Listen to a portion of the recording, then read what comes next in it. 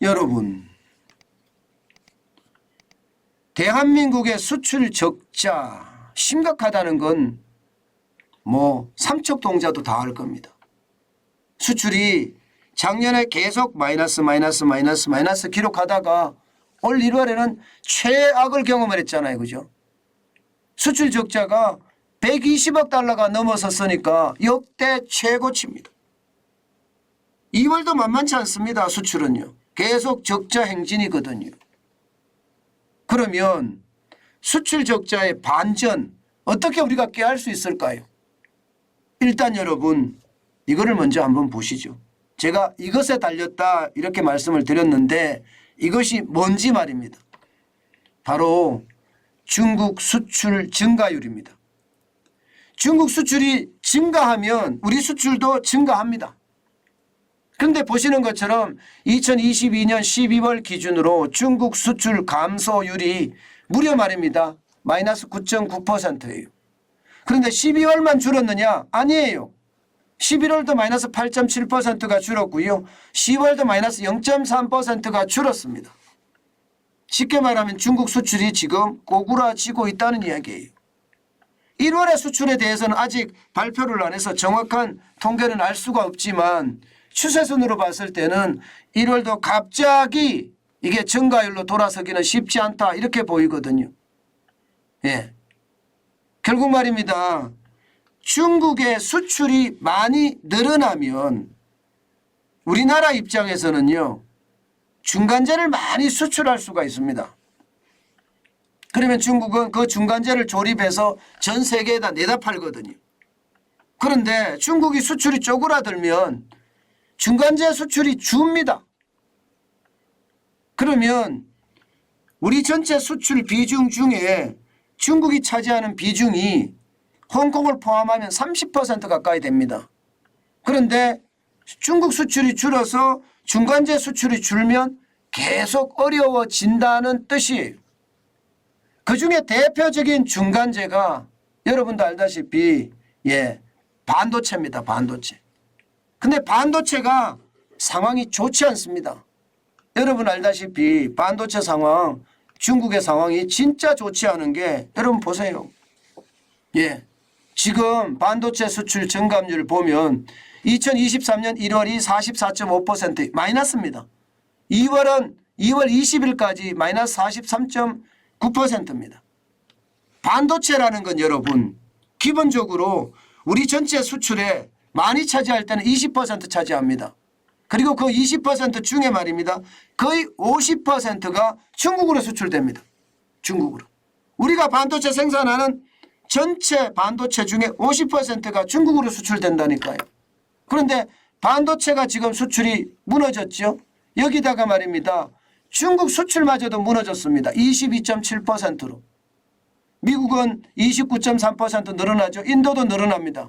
그런데 반도체 많이 쓰는 베트남도 18.0%로 줄어들었습니다. 중요한 건 중국인데 중국에 대한 수출이 계속해서 깨진다는 것.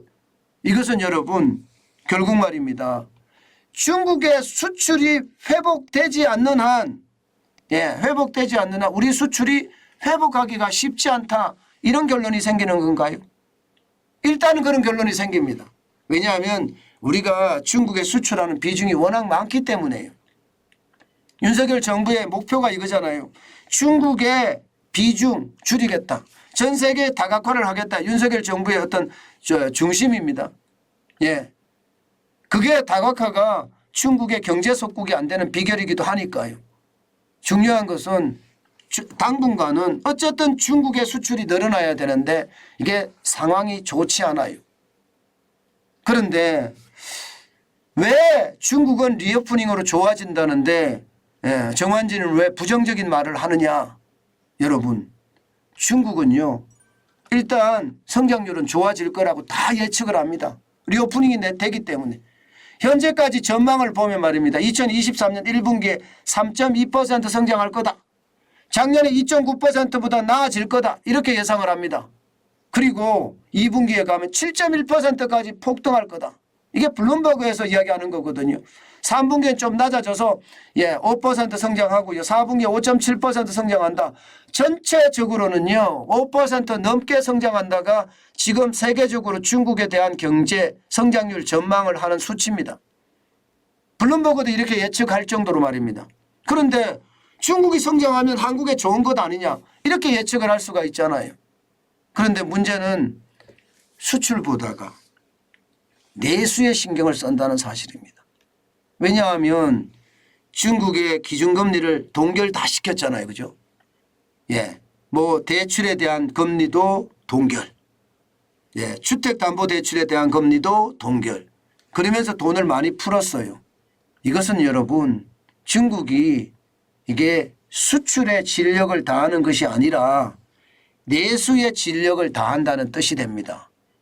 그렇게 되면 우리에게 이게 생각했던 것보다가 쉽지 않다 이렇게 예상이 되는 겁니다. 그래서 그 어느 때보다 중국의 수출이 살아나면 우리 경제도 좀 살아날 수 있지만 중국이 내수 진작에 신경을 쓰고 있는 것을 보면 결국 우리 수출에도 당분간 적자 행진이 어쩔 수 없는 것 아닌가 뭐 그런 전망이 가능해지고요. 게다가 말입니다. 중국의 중간재 수출이 많이 늘어난다고 하더라도 또 중국이 완제품 수출을 많이 늘린다고 하더라도요. 과거와 같은 영광은 이제 없을지도 모른다 하는 그런 전망도 많이 나옵니다. 여러분 이거 한번 보세요. UN 경제사회치에서 조사한 조사입니다. 중국의 성장률이 1%포인트 하락을 할 때 아시아 국가의 영향을 분석한 거거든요. 1%포인트가 하락을 했어요.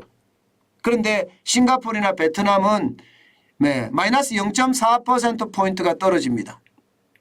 홍콩이나 캄보디아도 마이너스 0.3%포인트가 떨어집니다. 대한민국이나 대만은요. 마이너스 0.2%포인트가 떨어질 뿐입니다. 필리핀이나 태국이 마이너스 0.1% 이렇게 떨어지지만 사실 1%가 떨어지면 우리도 많이 떨어지는 게 정상이어야 되잖아요. 그래야 중국의 의존도가 높다는 이야기가 되는 거니까요. 그런데 1%포인트가 하락을 했는데 싱가포르나 홍콩보다가 우리가 덜 떨어져요. 이 말은 중국에 대한 우리의 의존도가 많이 이게 달라졌다는 이야기예요. 중국의 어떤 기술 진보도 있을 수 있고요. 또 중국이 수입선을 바꿨을 수도 있고요. 때문에 말입니다. 우리는요 지금 심각하게 느끼고 있는 겁니다. 중국의 리오프닝이 우리에게 마냥 좋은 일은 아닐 수도 있다 이런 예측하고 있는 겁니다. 그렇지만 여러분 수출 적자를 개선하기는 좀 어려울지 모르나 중국이 리오프닝이 되면 개방이 될 거 아니에요. 현재까지는 대한민국이라는 국가에 방문해서는 안 되는 나라로 지정이 되어 있지만 이게 상반기 넘어 하반기로 가면 중국 관광객들이 한국으로 많이 몰려올 겁니다. 그러면 내수가 진작이 됩니다. 이것은 여러분 긍정적인 요소 중에 굉장히 중요한 긍정적인 요소입니다. 일반적으로 중국 관광객 100만 명이 대한민국을 다녀가면요. 적어도 경제 성장률에 0.08% 미친다고 하거든요. 0.08%. 그래서 올해 적어도 100만 명 말고요. 좀 더 많이 온다면 200만 명 오면 어떻게 될까요? 그러면 0.16% 성장률 제고가 되는 건가요? 소비가 좋아지기 때문에. 결국 말입니다. 중국은 수출 중심이 아니라 내수 중심이 되기 때문에 중국의 관광객이 한국으로 어떻게 오느냐에 따라서 우리 경제도 좀 달라질 수 있다. 수출 적자의 반전은 쉽지 않지만 내수 경제의 활성화는 좀 되지 않겠느냐 하는 게 지금 현재까지의 전망입니다. 그러면 여러분 내수 또 중국인들이 우리나라에서 많이 사갈 제품들 뭘까요? 전 여기에 굉장히 고민을 하고 집중을 해보는 것도 방법이라고 생각합니다. 왜냐하면 그게 우리가 투자할 수 있는 투자처이기도 하니까요. 그만큼 말입니다. 굉장히 예민하고 굉장히 복잡하지만 생각을 단순하게 줄여버리면 간단합니다. 결국은 내수가 살아날지 수출이 살아날지 그 둘 중에 우리가 주목을 해봐야 된다. 그렇지만 내수가 살아날 가능성이 더 많다. 중국 때문에 말입니다. 그것은 어쩌면 우리 소비에도 도움이 된다. 뭐 이렇게 해석하는 게 일반적이지 않을까. 저는 그렇게 생각합니다.